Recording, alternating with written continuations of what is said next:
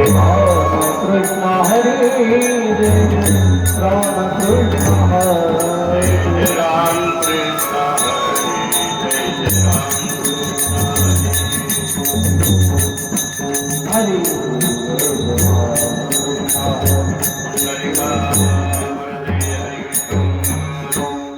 श्री ज्ञानदेव तुकाराम पंढरीनाथ भगवान की जय।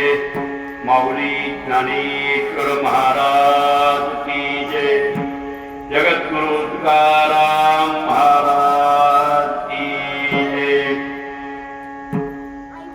मुक्ताबाई नमो त्रिभुवन पावनी आद्यत्रय जननी देवाची। नमो ज्ञानेश्वरा नमो ज्ञानेश्वरा निवृत्ती उदारा सोपान देवा। मुक्ताबाई नमो त्रिभुवन पावनी आद्यत्रय जननी देवाची।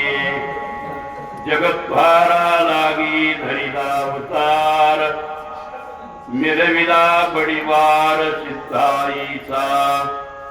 निळा शरणांगत म्हणवी आपुला संती निरविला देवोनी हाती। मुक्ताबाई नमो त्रिभुवन पावनी आद्यत्रय जननी देवाची। सर्वमंगलमांगल्ये शिवे सर्वार्थ साधिके चरणे त्र्यंबके गौरी नारायणी नमोस्तुते। नमो सद्गुरु गयाज्ञानदीपा नमो सद्गुरु सच्चिदानंद रूपा नमो सद्गुरु भक्त कल्याण मूर्ती नमो सद्गुरु भास्करा पूर्णकीर्ती। गोपाल कृष्ण भगवान की श्रीमंत संत जगद्गुरु तुकोबाराया यांच्या पदस्पर्शाने पावन झालेली ही भूमी श्री क्षेत्र भामचंद्र डोंगराच्या कुशीमध्ये वसलेली गाव वाडी विंडेवाडी नवला कुंभरी अंतर्गत असणारी ही विंडेवाडी 1247 साली जुन्या काळामध्ये प्रभू रामचंद्राचं असणारं पुरातन कालाचं राम मंदिर नवला कुंभऱ्यामध्ये आहे. उजव्या साईडला जगद्गुरु तुकाराम महाराजांची असणारी तपोभूमी साक्षात्कार तपोभूमी उजव्या साईडला आहे. पाठीमागं श्री क्षेत्र भंडारा डोंगर आहे. असा हा त्रिवेणी संगम आणि या त्रिवेणी संगम विंडेवाडीमध्ये श्री संत मुक्ताबाई चरित्र कथा या ठिकाणी संपन्न होत आहे. आजचा असणारा चौथा दिवस. चौथ्या दिवसाच्या कथेला आपल्याला आरंभ होतोय. आपण ज्ञानोबराया निवृत्तीनाथ महाराज सोपान काका आदी करून मुक्ताबाई आणि या चार संतांच्या सानिध्यामध्ये जे आलेले संत त्यांचा चरित्राचा आपल्याला इतिहास असणार. जेवढा वेळ मिळेल तेवढा असणारा आपण प्रयत्न करणार. तसं पाहिलं तर ज्ञानोबराचं चरित्र म्हणजे सागरासारखं चरित्र आहे. कल्पना करा, ज्ञानोबराचं सर्व चरित्र अनेक संतांनी गायलेलं आहे, पण ज्याच्या त्याच्या परीने गायले. परंतु असे काही काही चरित्र अशी अक्षरबद्ध तेवढ्याला झालेले नाही. विशाल असणार चरित्र, नित्य नूतन, रोज ज्ञानोबराच्या जीवनामध्ये नवीन नवीन असणारे चमत्कार जीवनामध्ये घडायचे. त्यांनी चमत्कार केले नाही. बरं का, ज्ञानोबराय आदी करून या संतांनी चमत्कार केले नाही, पण त्यांच्या जीवनामध्ये अनायासी सहज व्यक्तीने हे चमत्कार मात्र घडले. या संतांचं जे लक्ष असणारं चमत्काराकडे असतं. समाज सुधारण्यासाठी जगत उद्धारासाठी असणारी संत आलेली की आपला असणारा सिद्धाईचा बळीवार समाजाला दाखवून पुढे प्रतिष्ठा मिळवायची ही भूमिका त्यांच्या जीवनामध्ये नव्हती. संतांच्या जीवनामध्ये की आपलं महत्व वाढावं, समाजाने आम्हाला मानावा, समाजाने असणारा आमचं नाव लौकिक करावा, आमचे असणारे सत्कार व्हावा, आमचे गोडवे समाजाने गावा, ही भूमिका संतांच्या जीवनामध्ये अजिबात नव्हती. त्यांचं एकच आहे की तळागाळामध्ये जे गेलेले समाज आहे त्या समाजाचा उद्धार करणं एवढाच त्यांचा हेतू. बुडत हे जन न देखवी डोळा आणि येतो कळवळा म्हणूनिया मृतांची दया भांडवल संता आपुली ममता नाही देही. केवळ जगात उद्धारासाठी असणारा त्यांचा खटाटोप असणारा चालू होता. नावलौकिक या गोष्टीचा मानाचा कंटाळा तुका म्हणे त्याची. मान सन्मान या गोष्टी त्यांना अजिबात आवडत. अशा प्रकारचं संतांचं जीवन. पण आळंदीमध्ये हे चारी भावंड राहत असताना समाजाचा मात्र काही कारण नसताना मात्र त्यांच्यावर खूप असणारा तेवढा छळाचा प्रसंग आला. समाजाने बहिष्कार टाकायचा, समाजामध्ये वावरूनच द्यायचं नाही. कधी असणारा आळंदीमध्ये फिरायला जर लागलं नको नको असणारा त्या लोकांनी त्रास द्यायचा. मुठीचे लोक करतील त्याचप्रमाणे लहान मुलं सुद्धा त्या मुलांची टिंगल मस्करीच करायची. कोणी मारायचं काय, कोणी मारायचं काय, कोणी असणार चिखल काय टाकायचं, कोणी असणार तेवढ्याला गाळ काय टाकायचं. आणि अथवा नको नको ते शब्द असणार त्याला अपशब्द बोलायचे. पण संतांनी मात्र ते शब्द सहन करायचे. अशा प्रकारचं त्यांचं जीवन होतं. आळंदीमध्ये असे वावरत असताना अनेक त्यांच्या जीवनामध्ये प्रसंग आले, पण छळाचे प्रसंग आले. एक दिवस काय झालं, निवृत्तीनाथ दादांनी असणारा सण मुक्ताबाईला सांगितलं, मुक्ताई म्हणजे आज असणारा दिवाळीचा सण आहे आणि या दिवाळीच्या सणाच्या निमित्ताने अनेक लोक असणार गोड घर करतात. म्हणून मला असं वाटतं की मांड खावा अशी माझी इच्छा आहे. आता वास्तविक पाहिलं संत हे विधी निषेधाच्या पलीकडे गेले असतात. रसनिंद्रिये की त्यांनी जीवनामध्ये असणार जिंकलेली असती. पण एक हेतू असतो. एखादी गोष्ट आवडीने खायची म्हटल्यानंतर त्याच्यात काय दोष आहे? दोष नाही. सहज असणारा मांड खावा असं वाटतंय असं मुक्ताईला बोलून घे. मुक्ताईला आनंद वाटला. आज माझ्या दादाने असणार तरुणाला मांडण्याची इच्छा प्रकट केलेली. दादा मी लगेच आळंदीमध्ये जाते आणि कुंभारातून असणार तरुणाला ते रांधण्यासाठी जी काही भांड लागतंय ते असणार मी घेऊन येईन. आणि मुक्ताई आळंदीमध्ये गेली. कुंभारवाड्यामध्ये गेल्यानंतर म्हणजे आमच्या दादाला असणार मांड खावायची इच्छा आहे, तुम्ही असणार काय करा, ते मांड भाजण्यासाठी जे काय लागते रांधण, जे काय लागते खापर ते असणार द्या. त्या कुंभाराने आवडीने असणार ते दिलं बा मुक्ताई. आणि मुक्ताबाईने हातामध्ये घेतलं जी काही शिधा सामग्री मधोकरी मधून ज्ञानोबारायणी त्याच्यात गूळ, तांदूळ, गव्हाचं पीठ,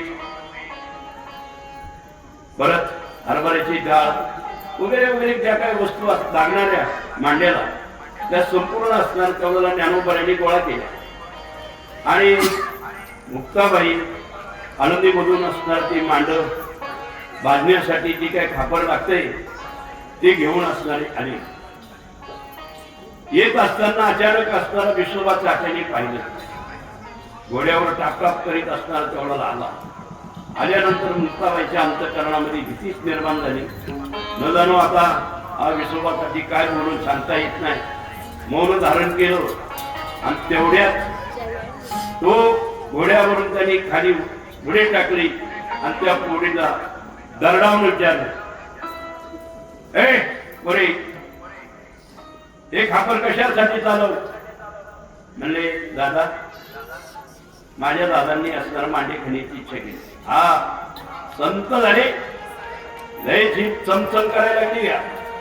हा लय जीभ चावडी झाली का? गोडधोड खावा वाटतंय? हा गेले पुढे सरकले आणि मुक्ताबाईच्या हातामधलं असणारं जे काही खापर होतं ते घेतलं, मडकं घेतलं आणि खाली दगड वापरलं आणि मुक्ताबाईला नको तो असणारा मार दिला. मार दिल्याबरोबर आता ती चिमुकली असणारी मुक्ताबाई रडायला लागली. दादाने इच्छा प्रगट केली, पण या विश्वोबासाठी असणार तेवढा आपल्याला मांडत बांधण्यासाठी जी काही रांधण लागतंय ते दिलं नाही. म्हणून मुक्ताबाईला खूप दुःख वाटलं आणि ती रडत रडत तशीच सिद्धबेटामध्ये आली. आणि सिद्धबेटामध्ये आल्यानंतर मुक्ताई का रडती? म्हणले, कुंभार दादानी असणार मला ते रांधून दिलं होतं, पण विश्वोबासाठी असणाऱ्या रस्त्यामध्ये मला गाठलं आणि ते फोडून टाकलं. मांडे खाण्याची इच्छा असणारे तेवढं अपुरी नाही. पण विश्वोबासाठीचं त्या मुक्ताबाईचं लक्ष होत. परत कुंभारवाड्यामध्ये गेला. खबरदार, या मुलीला जर तुम्ही कुणी जर तेवढ्याला खापर जर दिलं तर अजिबात एकाला सुद्धा आनंदीमध्ये राहून देणार. अशी कडाक्याची असणारी सक्ती दिली त्यांना. तसेच मुक्ताबाई रडत रडत सिद्धबेटामध्ये गेली. सिद्धबेटामध्ये गेल्यानंतर ती रडत रडत गेली, पण त्या विश्वोबासाठीचं मात्र तिच्याकडे लक्षच होते. कोणत्या रस्त्याने जाणार आहे, काय करते, नेमकं पाहायचं. आणि तो तिचा माग घेत तशाच असणारा सिद्धबेटामध्ये आला. आल्यानंतर रडून आपलं कारण सांगितलं की मला असणारा खापर हे दिलं नाही. आता मांड बनवणार कसा? त्यावेळेला ज्ञानोबा म्हणले, मुक्ता, अजिबात काय घाबरू नको. तू संपूर्ण असणारं मांड बनवण्याची तयारी कर. मी माझी तप्त असणारी पाठ तापवतो चठरागणी पेटीवर आणि त्याच्यावर असणारं हे मांड तू तयार कर. मुक्ताबाईंनी असणार ते संपूर्ण असणार साहित्य गोळा केलं आणि मांड रांधण्यासाठी त्यावेळेला संपूर्ण तयारी केली. वर मांड टाकण्यासाठी मोठं असणार खापर लागतं. आणि मग त्यावेळेला ज्ञानोबाने आपला चटराग्नी प्रदीप्त केला आणि प्रदीप्त केल्यानंतर पाठीवर लाल बुंद असणारी ज्ञानोबाची पाठ झाली. आणि मग मुक्ताबाईने ती मांड राबवून बरोबर असणार ज्ञानोबाच्या पाठीवर टाकलं. आता मांड हा आपल्याला प्रकार काय माहिती नाही. आपण तुकाराम सत्यामध्ये असणारा मांड तयार केलं होतं. बऱ्याच महिला ते तयार करण्यामध्ये प्रवृत्त झाल्या होत्या, पण त्याच्यामध्ये कुणाला काही जमलं नाही. खानदेशामध्ये विदर्भामध्ये ते नेहमी त्यांचा प्रगती त्या भागामध्ये नेहमी मांड बनवणारी होती. मग ती लोक सर बनवतात, पण आपल्याला ते कधी आपल्याला ओळख नाही आणि कधी माहिती नाही, म्हणून ते मांड आपल्याला बनवता येईल. पण मी थोडं प्रयत्न करून 5-10 असणारी मांडी बनवली. तो व्हिडिओ शूटिंग असणारी केली आहे.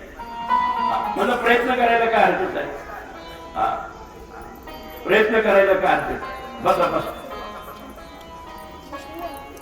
अशा प्रकारचं ज्ञानोबांनी जठराग्नी प्रदीप्त केला आणि मुक्ताबाईनी असणार ती मांडव भाजलं आणि संपूर्ण स्वयंपाक असणारा तयार झाला.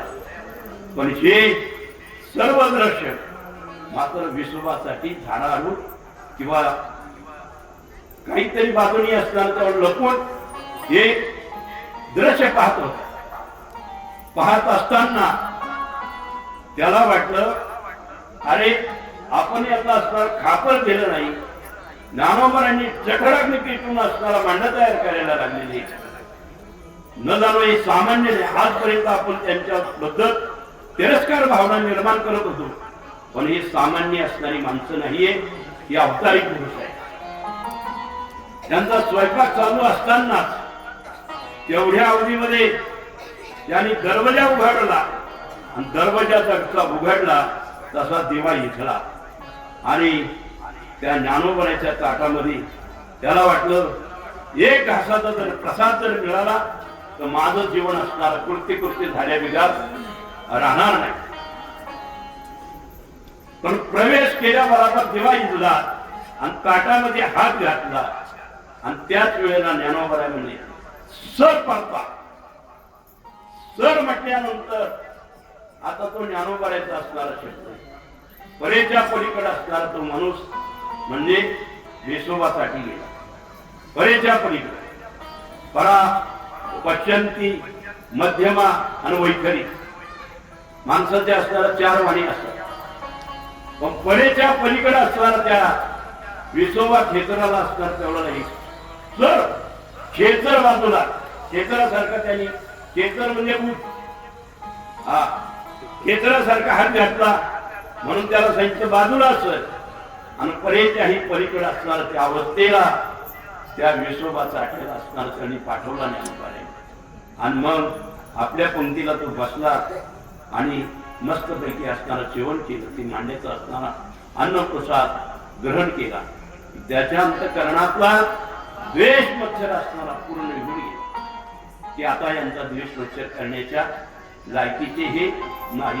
तिने देव जैसे परब्रह्मीचे ठसे अंजगी सूर्य जैसे प्रकाशली ते हे निवृत्तीनाथ ज्ञानेश्वर सोपान मुक्ताबाई ज्ञान दीप्तिका.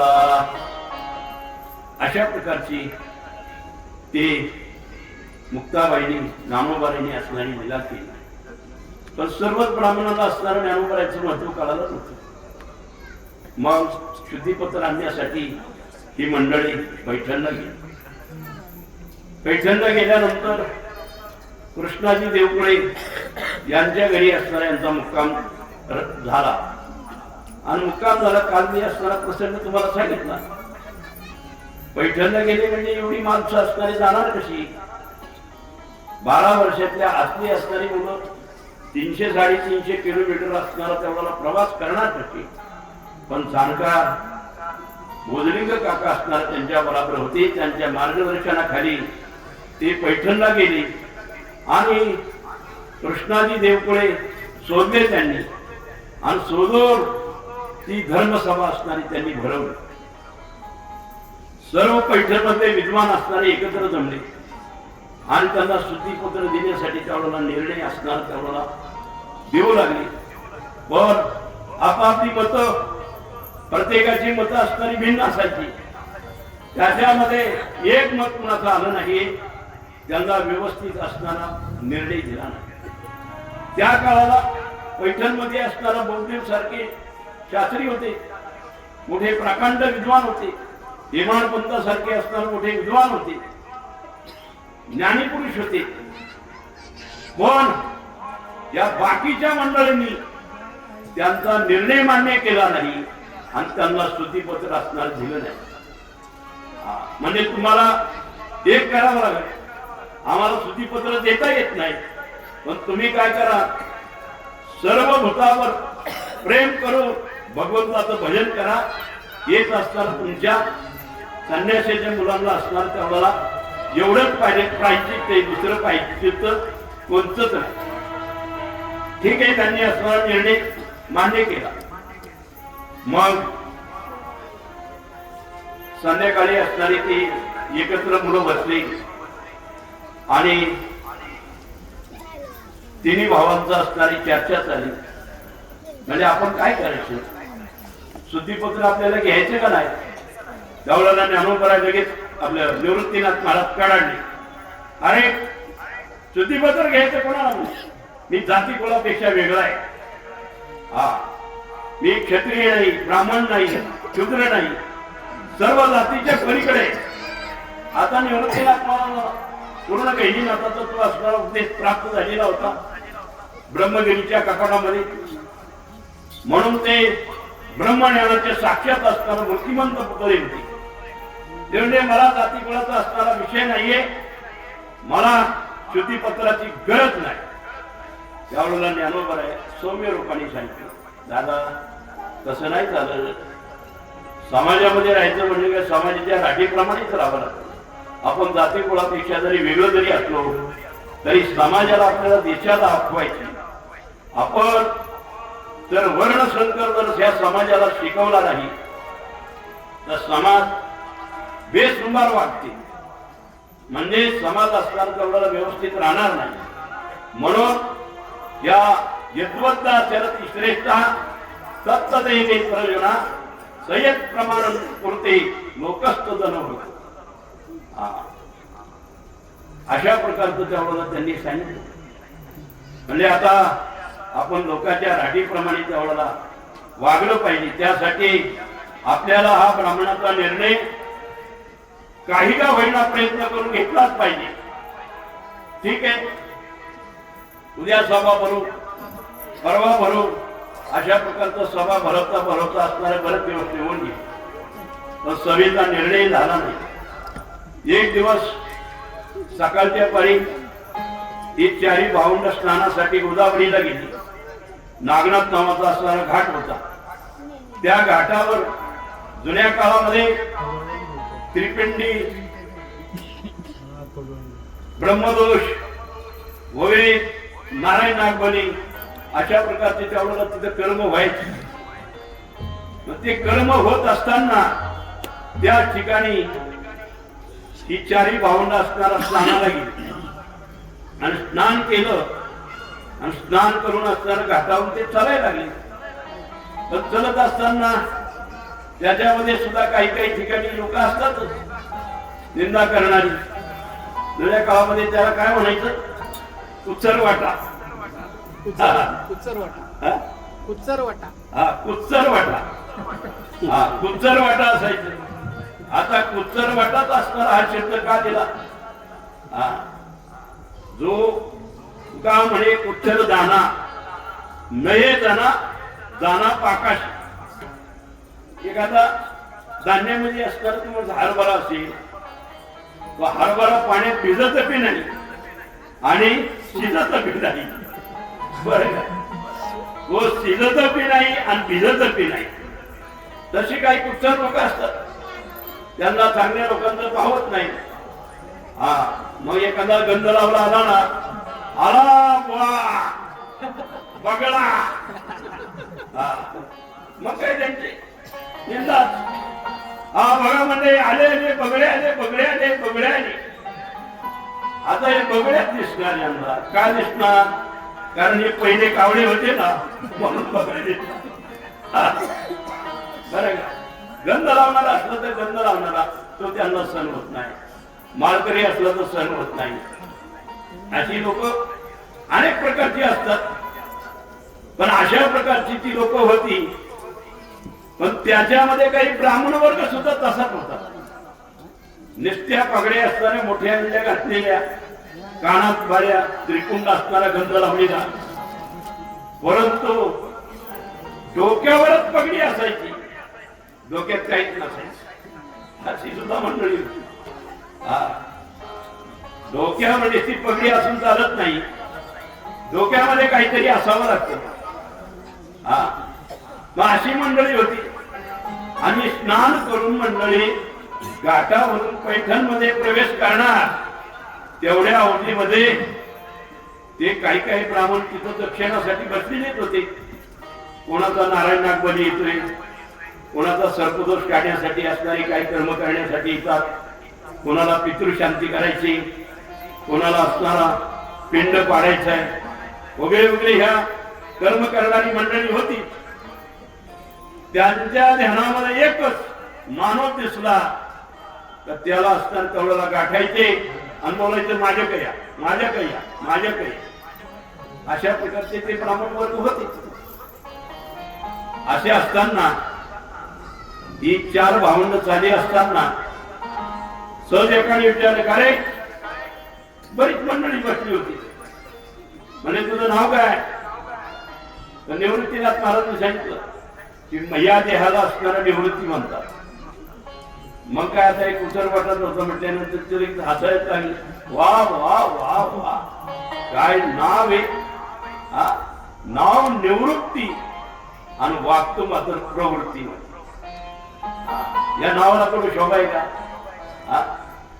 जसं नाव असेल तसं असणार तुम्हाला संत वागणं पाहिजे. चला पुढे निवृत्तीनाथ महाराज गेले. लगेच दुसरा मुलगा म्हणजे तुझं नाव काय रे? म्हणजे माझं नाव ज्ञानदेव. ज्ञानदेव, ज्ञानाचा देव. वा, ज्ञानाचा देव म्हणजे काय? तू खरं ज्ञानाचा देव आहे ना? हे बघ, हे रस्त्याने असताना एक रेडा झालेला आहे. त्या रेड्याला जर मार हाणला, चालक जर हाणला तर तुझ्या अंगावर वाटतील का? आता ज्ञानावर आहे ते शांत मूर्ती, सौम्य मूर्तीने सांगितलं म्हणजे तुमची कृपा असली तर तो रेड्याचा वेळ माझ्या सुद्धा अंगावर उठला. मग काय, त्या लोकांना भावलंच. त्यांनी लगेच चाबक घेतला आणि खाड खाड खाड ते चाबक त्या रेड्याला आणले. पण प्रसंग असा की रेड्याला आणण्याबरोबर तेच बळ ज्ञानोबराच्या अंगावर, ज्ञानोबराच्या अंगावर आणि ते अंगावरून रक्तही वाहू लागले. म्हणजे अरे काहीतरी ही चमत्कारच असतो, ही काहीतरी भाजीगिरी विद्या ही न जाणून शिकलेली असते. म्हणजे यांचा बाप असणारा काशीला गेला होता आणि तिकडून जादू टोना असणार केलेला असं म्हणून याने असताना ही विद्या अवगत केली का काय?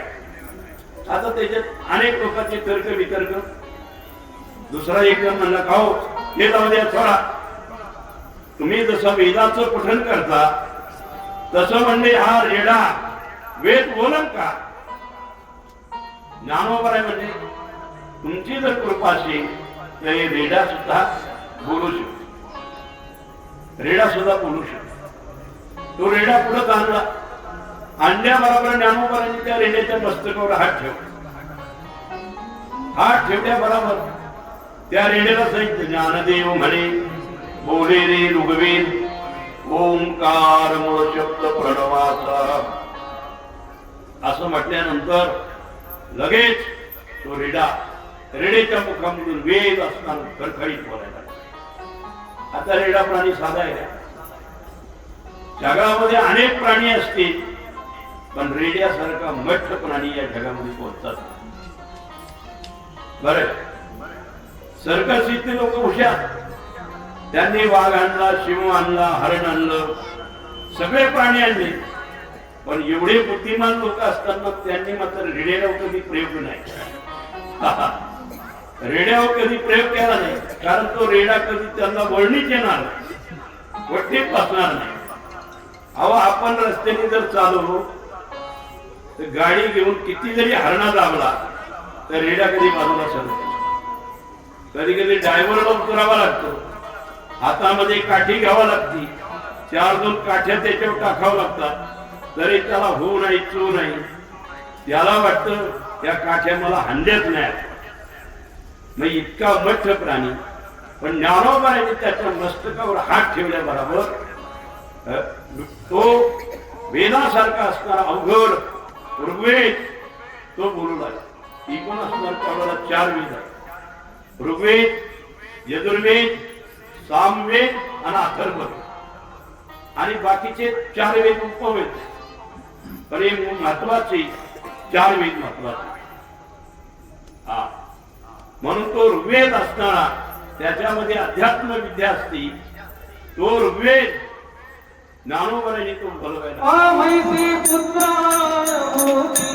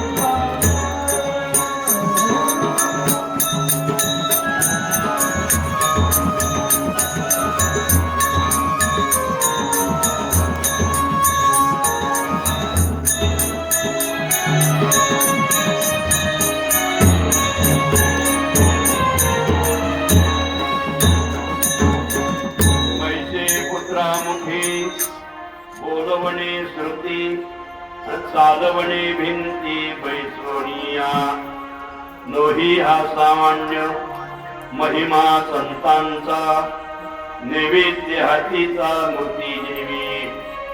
म्हणजे त्या म्हशीच्या पुत्राच्या मुखामधून ज्ञानोबराने आपल्या सामर्थ्यानं असणारा तुम्हाला सांगतो वेद बोल, आणि तो वेदाचा स्वर सतत काढू लागला. ज्ञानोबा बरोबर तो रेडा सुद्धा फिरू लागला. अशा प्रकारचं पैठण मध्ये ही मंडळी रोज संध्याकाळी असणारी पुराण कथा श्रवण चालायची. रेडेच्या मुखामधून वेद बोलवल्यानंतर बऱ्याच लोकांना अनुभव आला की सामान्य असणारी मंडळी. पण त्याच्यामध्ये काही लोक असतात चांगली वाईट ही लोक, ही जगाची राखी. सगळे चांगले मिळणार नाही आणि सगळेच वाईट मिळणार. बरं, चांगले जर असेल, वाईट जर नसेल तर चांगल्याची किंमत कळणार. हा, चांगल्याची किंमत कळणार. निर्णय मागण्यासाठी आले, मग सगळ्यांनी तेवढा निर्णय घेला का त्यांना? धर्मदयाळू आहे पण न्याय निष्ठुर आहे. बरं का? धर्मदयाळू आहे. धर्म असणारा तुम्हाला सांगतो सर्व समाजाला तो योग्य दिशा दाखवणार, पण न्याय देणारा तुम्हाला सांगतो योग्य असेल सांगता येत नाही. तसं त्या लोकांनी नाही न्याय दिला. असा बराच काल गेला. पैठण मध्ये कथा पुराण श्रवण वगैरे चालत, अनेक लोक श्रवणाला येऊ लागले. पण एक दिवस काय झालं, कृष्णाजी देवकुळे यांच्या घरी त्यावेळेला श्राद्धाचा कार्यक्रम, पितरपाठा आता तो होऊन गेला. हा, श्राद्ध आपण घालतो का नाही? आई वडिलांचं ज्या तिथीला गेले त्या तिथीच्या दिवशी आपण श्राद्ध घालतो. श्राद्ध घालण्याचा जुना प्रघात आहे. श्राद्ध घालायचं कसं? जे श्रद्धेने केलं जातं त्याला म्हणतात श्राद्ध. आणि आपल्या अंतःकरणामध्ये आई वडिलांचं असताना श्राद्ध घालायचे, तर श्राद्धाचं नसेल तर ते श्राद्ध फलीभूत होत नाही. श्राद्ध घालायचे, त्यांना पिंडदान तर पोचत नाही. ते आपण पाणी त्यांना अर्पण केले त्यांना पोचत नाही. म्हणून श्रद्धेने करायचं असतं, त्याला म्हणतात श्राद्ध. आणि कृष्णाने देवकुळ्यांचं असणारं त्याला श्राद्ध झालं. आणि संपूर्ण पैठण मध्ये त्यांनी काय केलं, ब्राह्मण लोकांना आमंत्रण दिलं. म्हणजे उद्या आमच्या घरी पितराचं असणारं जेवण्यासाठी या. पण ही संन्यासीची मुलं त्यांच्या तिथं उतरली होती. हे काही काही लोकांच्या डोक्यातलं खोलत गेलं.